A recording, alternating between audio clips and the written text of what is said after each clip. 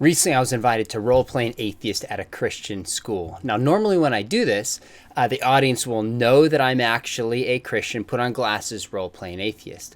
But in this case, the teacher introduced me as an atheist and I went with it. So students thought I was a philosophy professor at UCLA for the first 30, 40 minutes while we have interaction back and forth. Now, a bunch of questions came up and I responded as an atheist. Now, I take the glasses off about minute 50 in that video and then start giving a few responses.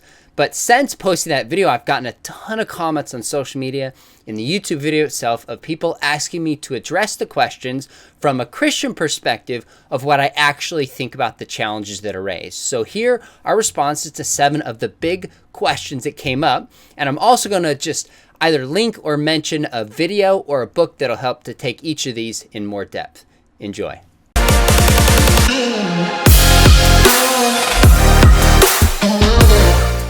The first question that came up was about the existence of Jesus and whether Josephus, a Jewish writer at the end of the 1st century, is a good extra biblical source.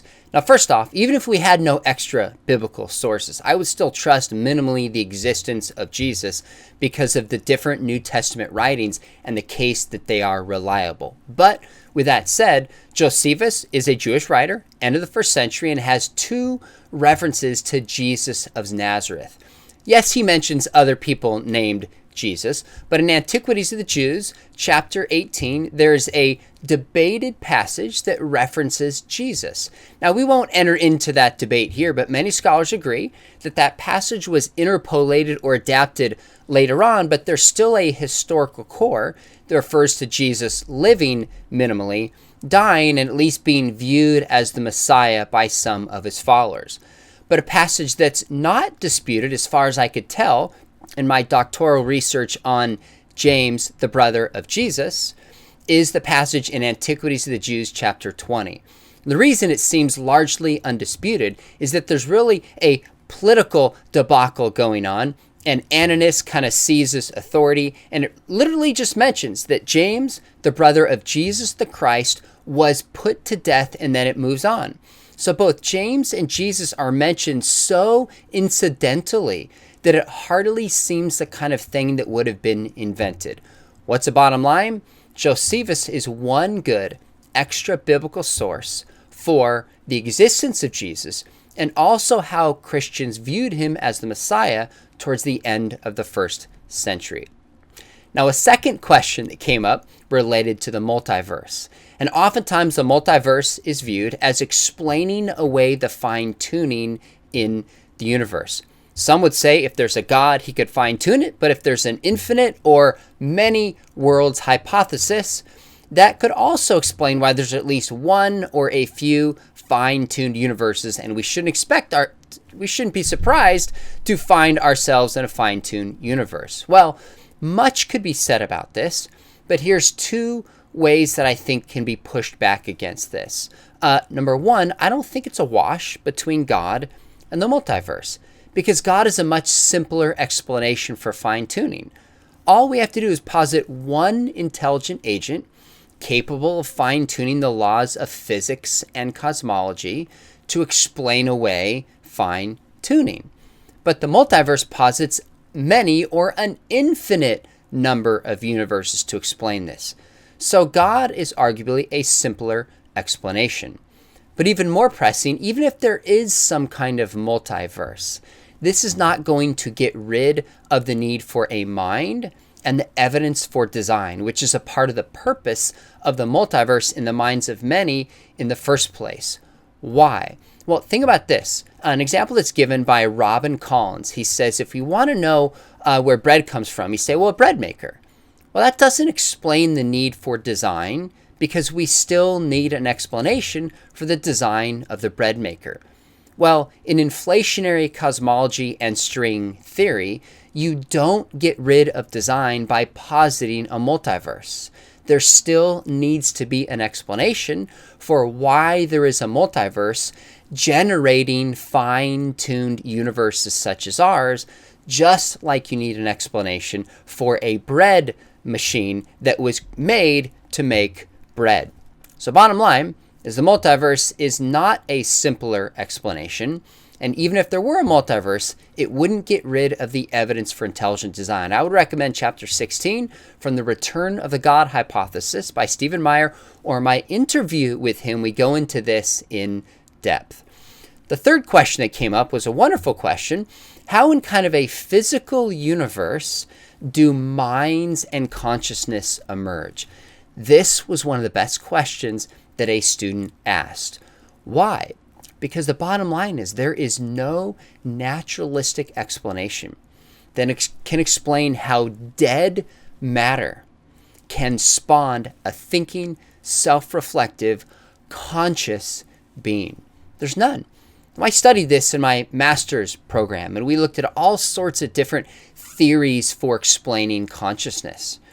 Many will just go one route by saying they're agnostic. They concede there's no explanation. Others will just get rid of consciousness entirely. People like atheist Daniel Dennett take what's called more of an eliminativist position. But of course, if you get rid of consciousness, you get rid of thoughts, you get rid of free will, you get rid of anything material tied to what it means to be human, which raises a whole host of other problems. So bottom line, I think any honest atheist or naturalist would say, at least minimally, they don't know the mechanism of how consciousness or mind can emerge from matter. But this actually isn't a problem for a Christian or theistic worldview, because God, who is a mind, exists before matter. We are made body and soul, mind and matter. So it makes sense, if God is spirit, that we would be beings with spirit. So an argument actually can be made from the existence of the soul to the existence of God. I would check out the book The Soul by J.P. Moreland, or my interview with him, again, in which we go into this in depth. A fourth issue that came up was related to prophecy. I was asked how, as an atheist, I explain away prophecy, and I just dismissed it with a range of different ways. And I said, give me a specific example. And the young man said, what about the birth of Jesus? And my response was to say, well, wasn't Jesus aware of the Old Testament? Couldn't he have just concocted his life and the story about him as if he was born there without giving any evidence? I want to think about this for a minute. What would that make Jesus? That would make Jesus a liar.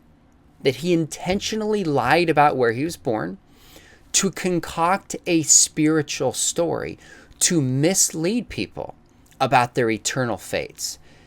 I've heard a lot of criticisms of Jesus, but to say he was lying and immoral and evil is a tough pill to swallow. I think a case can be made that he has given us the greatest moral teaching in the history of the world, and we're going to believe that Jesus was a liar. That's one big problem. But second, we actually have good reason to believe Jesus was really born in Bethlehem.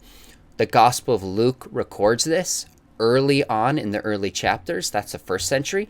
In the second century, Justin Martyr reports details that line up with Luke about Jesus being born in a cave. In the third century, Origen says both friends and foes agree on the birthplace of Jesus. And then you get in the fourth century, and Constantine then builds a church over the place that it was said was largely known and believed. So we have a chain of custody going back. And this is why archaeologist Joel Kramer, again, I had a chance to interview, and we go into this in depth, says in his research, and he lives in the Middle East and has gone to the site and studied it, he says Jews and Christians and other archaeologists agree on the existence of Jesus and where he was born, even if they differ over his identity. Now, I think this is a good example of fulfilled prophecy, because we have in Micah 5:2 written long before the time of Jesus, and we know this because of the Septuagint and that translation before the birth of Jesus, and of course the Dead Sea Scrolls. It reports that the Messiah will be born in Bethlehem, and in fact, Jesus was. If you want more on prophecy, check out the book Evidence That Demands a Verdict I wrote with my dad. We go into some depth on a chapter, and I think it's very fair, but makes a case for prophecy. The fifth question that came up was about a standard for love. A girl asked me, she said, if you don't believe in Jesus, how can you believe in love? Well, it's actually a fair question if you think about it this way. If you don't believe in God, and everything came by accident, then human beings are these physical, evolved accidental beings, how is it that we even get such a thing as love? And how are we bound and obligated to love other human beings? Especially in our earlier question about consciousness, if you don't have an explanation for consciousness or an explanation for free will, you can't account for love, because love assumes such a thing as free will, that you can choose A or choose B. My wife's love for me really only means something because she's chosen me and not chosen everybody else and is faithful to me. So this is a very fair, good question. Now, as an atheist role-playing, I pushed back and I said, well, what about all the violence in the Old Testament? Now, look, this is a huge question that will go beyond what I can cover briefly here. I'll point you towards some resources, but keep a couple things in mind. Scripture teaches that God is the most loving Heavenly Father, and Jesus is the incarnation of love. So we see in Jesus him touching this leper. We see his compassion for the Samaritan woman. We see Jesus dying on the cross, offering his own life in the greatest act of self-sacrificial love in the history of the world. The love we see in God goes beyond anything, if we're honest, that we see in our own hearts. But we also see the judgment of God in the Old Testament and the New Testament, that God is holy and he cannot take sin, and sin requires atoning for. Now, some ways God allows and uses violence for judgment in a certain place at a certain time. That's unmistakable. But the point I want to make here is we see both extremes, you might say, when we look at the person of Jesus in the Scripture. We see this deeper love and this deeper sacrifice, you can imagine. But we also see God's holiness. And both of those have to be kept together.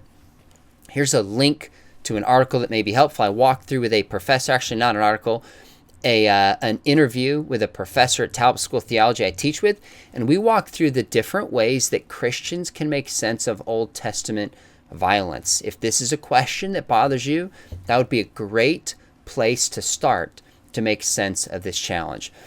Challenge 6 was on morality. Somebody said, how do you have a basis for morality if you don't believe in God?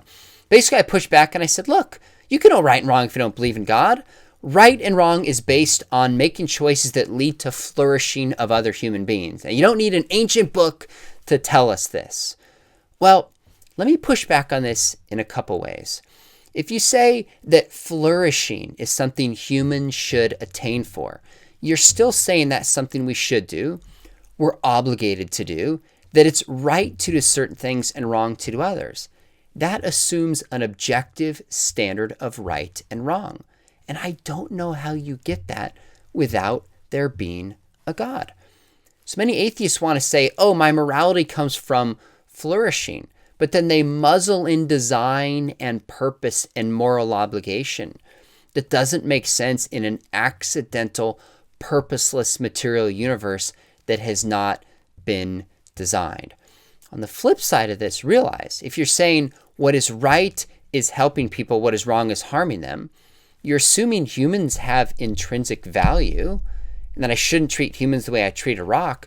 But how do you get that in an atheist worldview? In a Christian worldview, it makes sense. People are made in the image of God and have value regardless of skin color, sex, where they're from, how much money they have. I don't know how you get human value. I haven't heard any good explanation how you get that without there being a God. So flourishing doesn't account for objective moral values and duties, which is what in our hearts we want to affirm. So for that and many more reasons, I think that explanation for morality falls short. The final one is I was asked, how do I explain away as an atheist the evidence for the resurrection? And I pointed towards what are often called these mystery religions of the ancient Near East. Mithras, Adonis, Osiris, Isis.